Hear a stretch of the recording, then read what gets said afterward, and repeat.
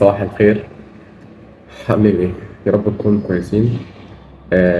اسف على المنظر بتاع الكاميرا ده، مش عارف ارفعه اكتر من كده. يعني انت لو شفت انا رافعه على ايه؟ رافعه على كوبايه. فربنا يستر بقى. المهم، هاخدكم معايا في الفيديو ده اسبوع الميد تيرم بتاعي، الاسبوع الاول، لان احنا عندنا اسبوعين. المهم الاسبوع الاول ده عندي فيه مادتين، ماشي ان شاء الله يعدي على خير، لان هم ايه، مادتين كده هنا يا جماعه رخمين جدا، بس ان شاء الله هيعدوا يعني باذن الله. عندي ماده بكره، وهي ايه بقى؟ وهي السوفت وير انجينيرنج 1، اللي كل بتوع حسابات كده عارفينها، يعني كانت سنه ثالثه او رابعه هيبقوا عارفينها، لان هي ماده، يعني سوري معلش، ماده هنا بجد عايزه، مش قادر، غالية جدا جدا جدا. فان شاء الله يعني ربنا هيكرمك، عشان انت في قلب الخير عشان نجد. فانا هاخدكم معايا بقى النهارده، ما عنديش اي حاجه غير سكشنين في الكليه، حسبنا الله برضه منزل لنا برضه في الميد، بس الحمد لله كله كويس.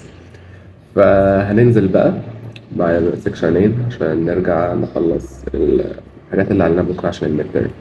فيلا بينا.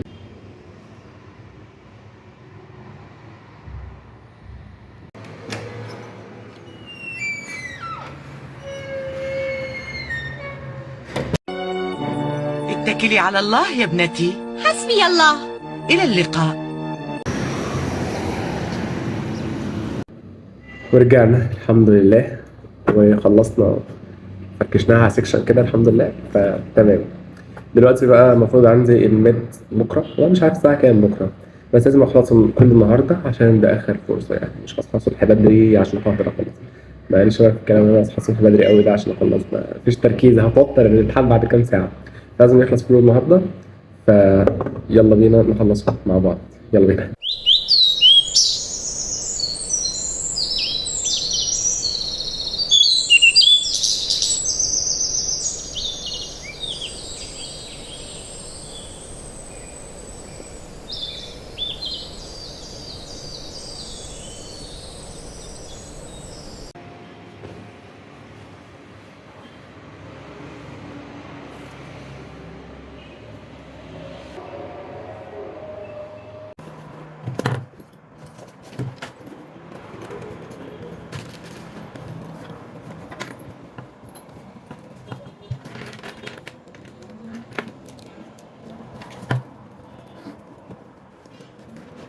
يا صباح الخير.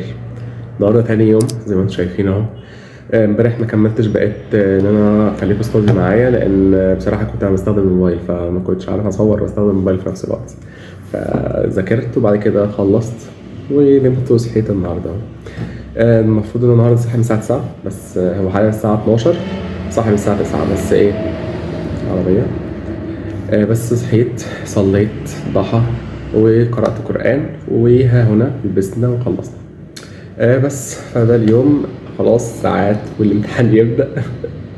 طاقة ساعة أو ساعة ساعة الامتحان أو ساعة فهانت كله تحت السيطرة.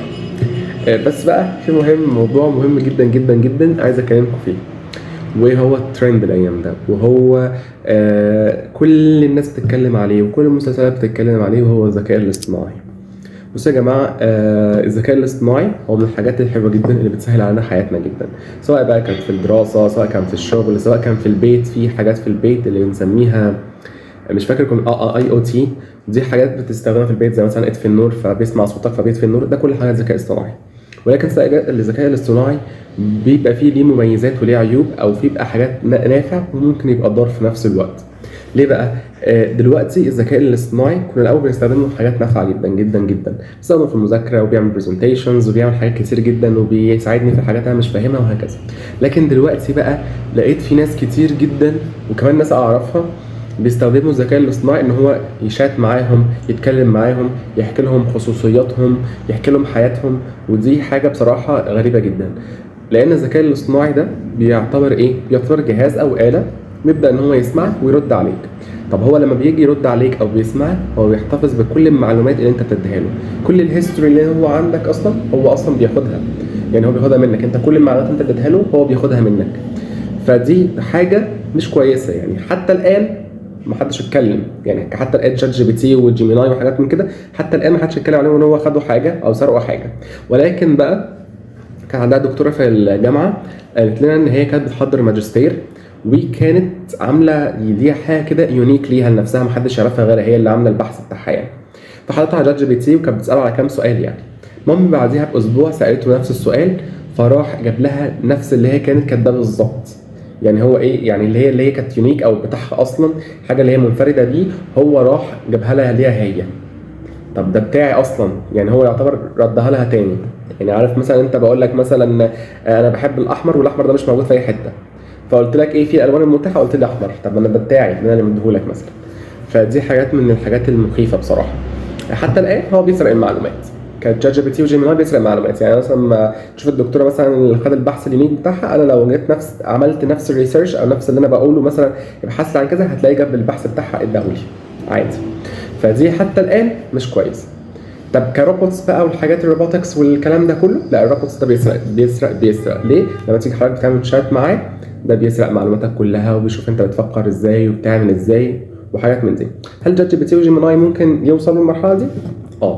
بصراحه يعني ده اللي انا حاسه، كان هو ممكن يوصل للمرحله دي وفي المستقبل القريب جدا مش البعيد، وهتلاقي ساعتها الذكاء الاصطناعي مش بنقدر ان هو احنا نتحكم فيه.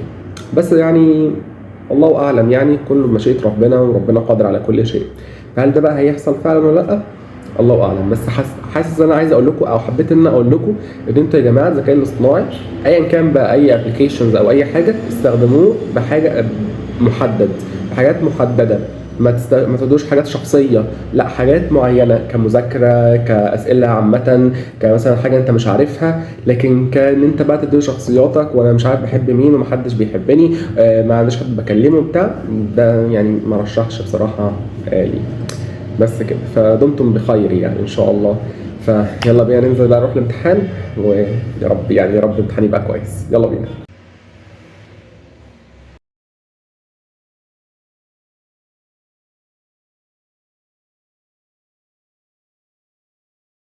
صباح الخير. طبعا النهارده يوم جديد. امتحاننا امبارح، امتحان كان يعني بس هو ما كانش وحش وما كانش حلو، ولكن البصمجه نفعت. يعني انا مبسوط بالبصمجه يعني الحمد لله. بس كده. النهارده بقى عندي بكره امتحان اسوأ من الاولانيه، مش من الماده ولكن من الدكتور نفسه. يعني هو مخوفنا يعني. فان شاء الله خير. عندها ماده نتورك، فان شاء الله خير يعني. انا حاسس هتبقى كويسه ان شاء الله يعني ان شاء الله.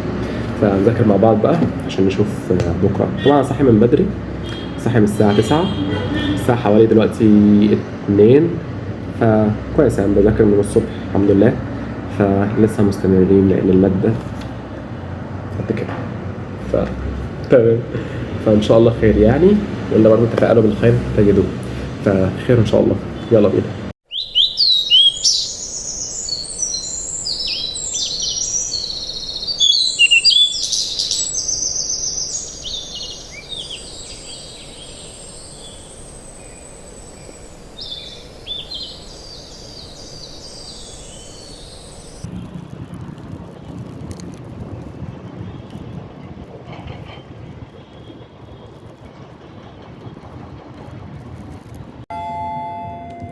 رجعنا بعد الامتحان، يعني كان امتحان ما يعلم بالله ربنا بجد.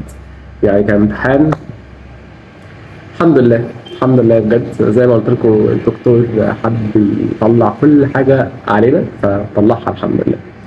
فبس، وها هنا ده أهم حاجة، احنا وصلنا لآخر الفيديو. ده كان أسبوع المتر بتاعي الأولاني، في أسبوع تاني إن شاء الله خير يعني. فدمتم بخير، متنسوش إن انتوا تستعينوا بالله، تفائلوا بالخير تجدوا. باي باي.